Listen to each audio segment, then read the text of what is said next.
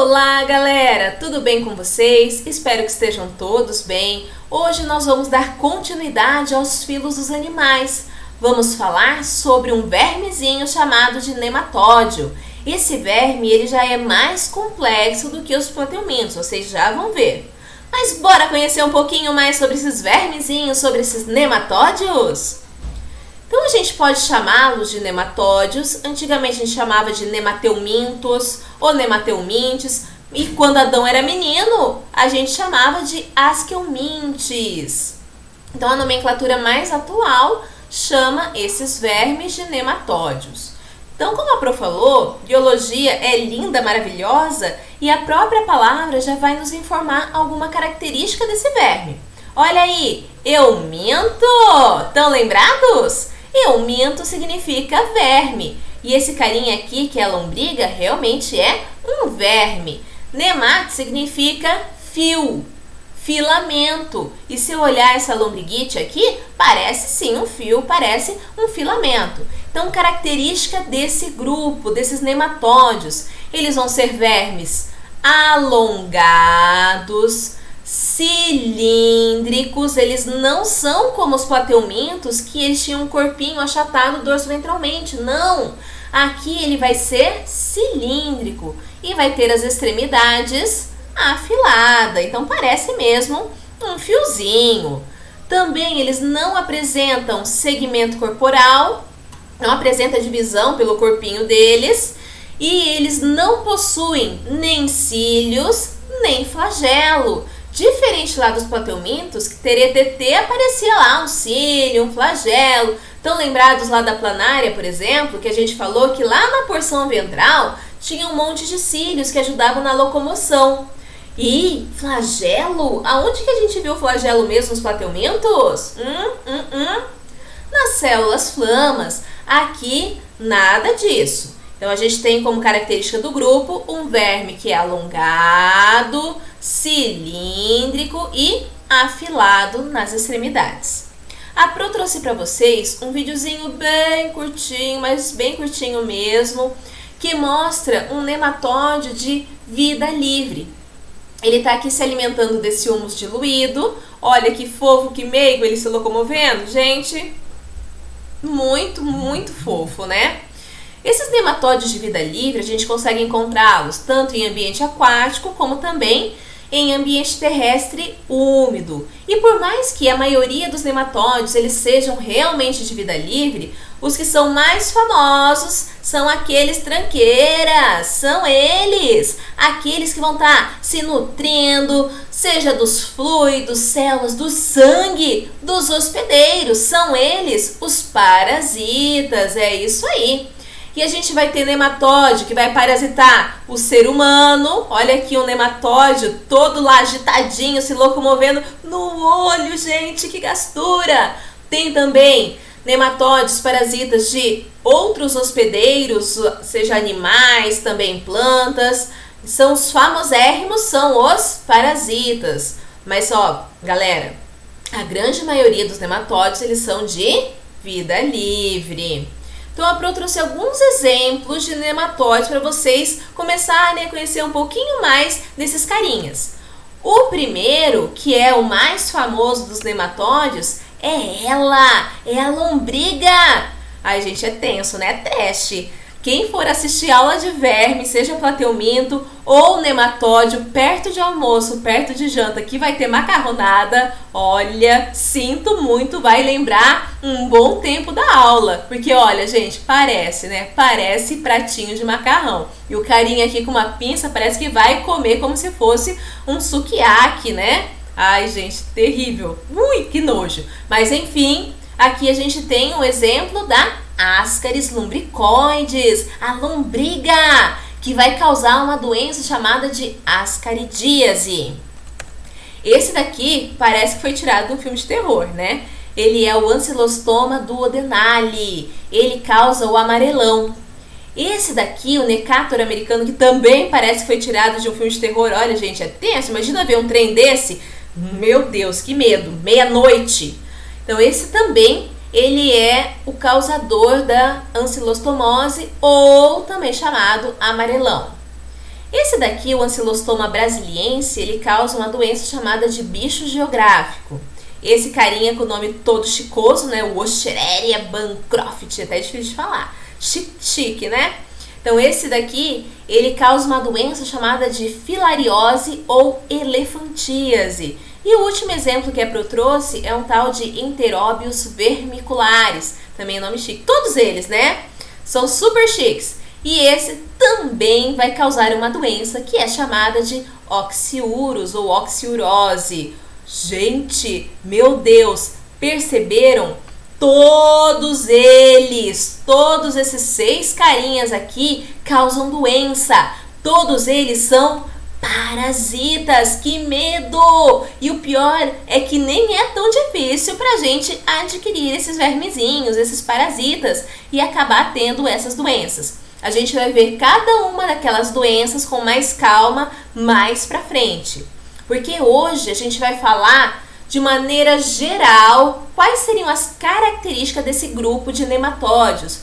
Para isso, a Pro vai utilizar como modelo a lombriga. Então aqui a gente tem um modelo didático dessa lombriga. Então a primeira característica seria com relação ao plano de corte desse verme. Então perceba, se eu olhar aqui, eu vou ter um único plano de corte para dividir esse verme em 2 partes iguais. Se eu cortar aqui, ó, eu não vou ter as 2 partes iguais. O único jeito é se eu fizer um corte longitudinal. Por isso a gente fala que assim como acontecia lá nos plateumintos, os nematóides eles apresentam uma simetria bilateral, um único plano de corte para dividir em 2 partes simétricas. Uma outra característica seria com relação aos folhetos embrionários. Olha aí, olha o que eu tô vendo. Ectoderme, mesoderme e endoderme. Tem os 3 folhetos embrionários. Se tem os 3 folhetos embrionários, a gente vai chamá-los de triblásticos. É isso aí. Assim como acontecia lá nos plateumintos. Até aí, nenhuma novidade. Mas olha o que a Pro encontrou aqui. Uma palavra nova. Pseudoceloma. Isso é novidade. A gente não tinha visto lá nos plateumintos. E realmente, galera, esse pseudoceloma faz com que eles sejam pseudocelomados. Ou seja, diferente lá dos plateumintos, eles vão apresentar uma cavidade corporal. Só que é um pseudoceloma, uma falsa cavidade, porque essa falsa cavidade ou essa cavidade corporal, ela vai ser revestida apenas aqui na superfície pela mesoderme. Aqui na endoderme, a gente não vai ter essa cavidade sendo revestida pela mesoderme. Por isso que a gente vai chamar esses animais de pseudoceloma, já que essa mesoderme não vai estar revestindo toda essa cavidade corporal. Beleza? Com relação ao revestimento corporal, a roupinha dessa lombriga, então vamos fazer um corte nessa lombriga. Então, fazendo um corte, a gente teria uma estrutura similar a essa daqui. A gente vai perceber que envolvendo, revestindo todo o corpício da lombriga, nós vamos ter uma estrutura chamada de cutícula. Assim como vocês viram lá nos plateumintos, essa cutícula também vai ter a função de proteção. Lembra que a gente viu lá nos endoparasitas? Aqui, esses parasitas têm a cutícula também para proteger a sua estrutura corporal de possíveis substâncias produzidas pelos hospedeiros. Só que os de vida livre também vão ter cutícula, galera! E essa cutícula ela vai estar protegendo esses de vida livre contra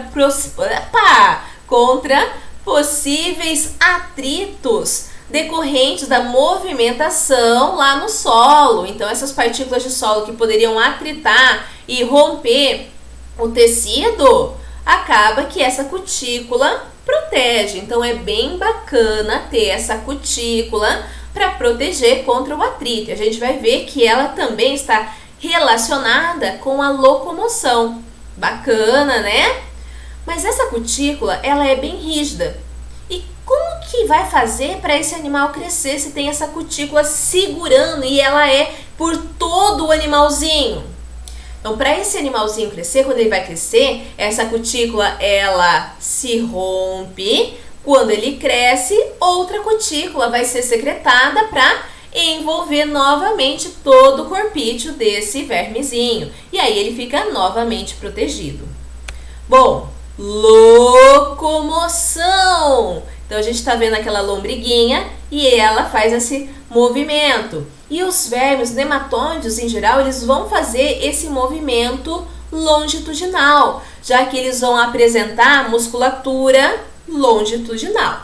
Mas para se locomover, ali vai estar atuando alguns fatores. E olha o que a Pro achou aqui. Os nematóides têm esqueleto, galera. Nossa, esqueleto. Mas Pro, eles já vão ter ossinhos?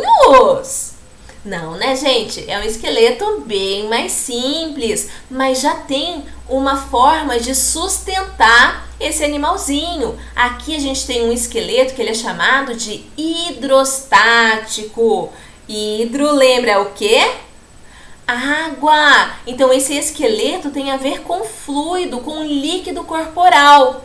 Então, para que esse animal, para que esse verme consiga se locomover, vai estar atuando basicamente 3 agentes. A cutícula, que é esse envoltório rígido, o líquido que está lá no pseudoceloma, e esse líquido ele é bem importante, ele está preenchendo toda aquela falsa cavidade. Esse líquido vai estar atuando tanto na sustentação que a gente está vendo aqui, como também na distribuição de nutrientes, na excreção. Mas a gente vai ver futuramente como que vai estar atuando. Então, ó, cutícula rígida envolvendo, o líquido que, como tem essa cutícula rígida, ele está lá numa pressão gigantesca, e a atuação dos músculos longitudinais. Então, esses 3, a pressão do líquido provocada pela cutícula e a atuação de alguns músculos corporais longitudinais, faz com que esse verme, esse nematóide, ele consiga fazer esse movimento longitudinal. Com relação à digestão, agora a gente tem uma novidade também. Nil no pedaço. Sistema digestório, moçada, ele é completo. Olha aí, diferente lá dos plateumintos, que era incompleto. Lembra por quê? Porque lá só tinha boca, não tinha ânus. Então, quando o plateuminto ia se alimentar, fazia digestão, ele precisava, antes de se alimentar novamente, tirar pela boca, eliminar pela boca esse resíduo, e aí só depois que ele conseguia se alimentar novamente.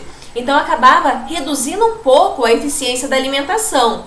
Aqui, galera, tem boca anterior e tem, olha lá, ânus posterior.